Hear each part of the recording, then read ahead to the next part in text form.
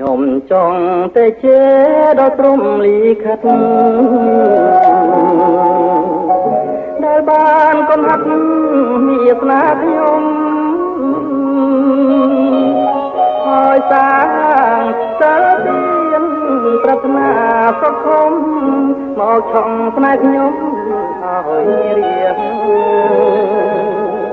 ស្រឡាញ់គ្នាណាគង់ប្រាព្រ័ត្របាន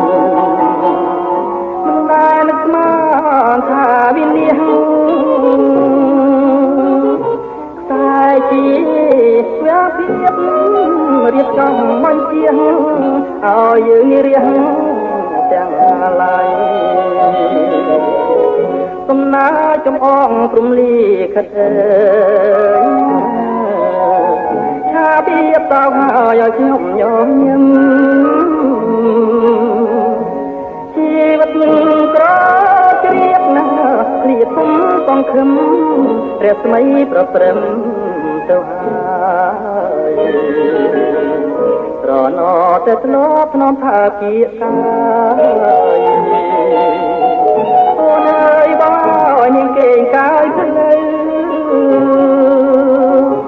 ថ្មីអូនខំសាច់ដាច់ស្នាមក្រឡៅដោយស្នាមចិត្តទៅអត់ទេទុកសំណាចំអងព្រំលីខិតអើ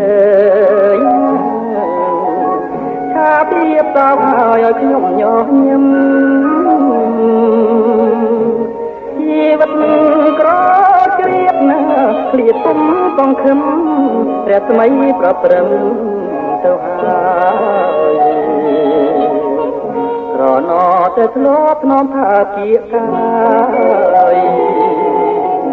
អូនអើយបងញញគេងកាយទៅលើថ្មីអូនខំដាច់